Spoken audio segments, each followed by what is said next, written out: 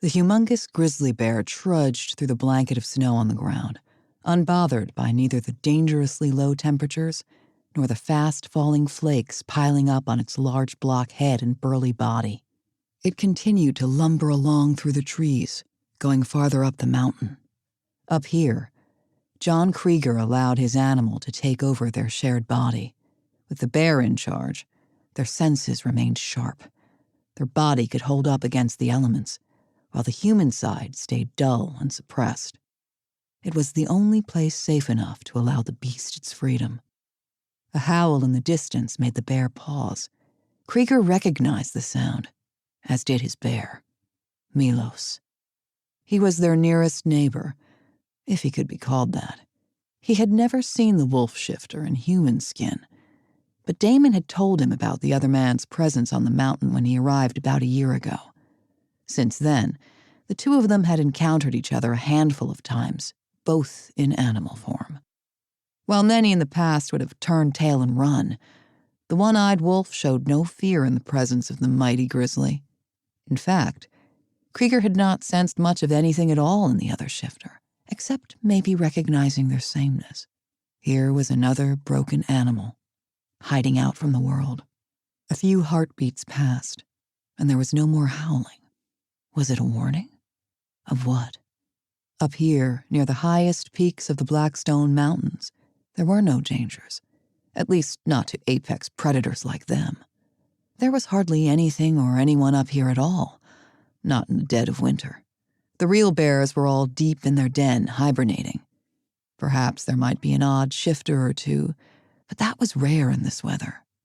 The grizzly continued on. They had a job to do, after all, and Krieger took his work as a Blackstone ranger seriously, guarding the entrance to Contessa Peak for the last 5 years. There were a few hikers who dared scale the summit, so he always made sure they made it up and back down safely. Mostly, though, it was shifters who roamed up here.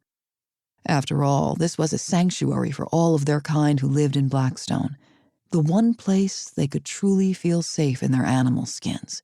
It was his job, too, to protect them and make sure they remained undisturbed. Of course, there were the shifters that didn't need protection. That is, they were the ones who protected the entirety of Blackstone itself. The Lennoxes were a family of dragons, 4 in total, who owned the mountains and the minerals in them that had made them one of the richest families in the world.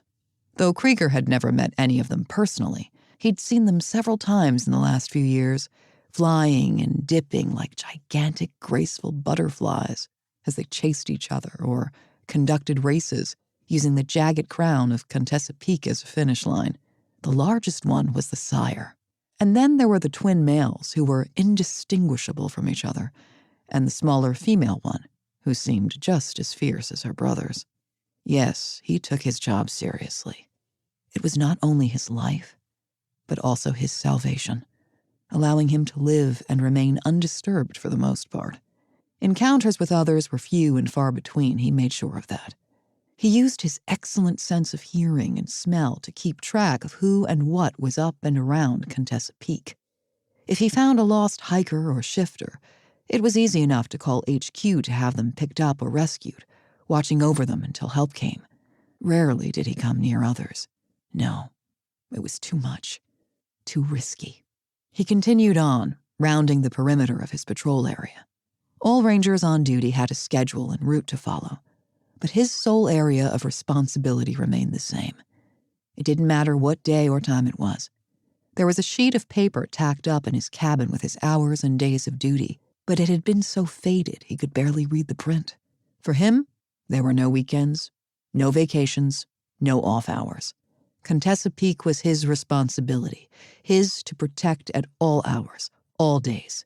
The patrol, the job, the guard, that was all that mattered to him and his bear. They were entrusted by the chief and the Blackstone dragons to keep everyone here safe, and so that's what they would do. He was very good at following orders, after all.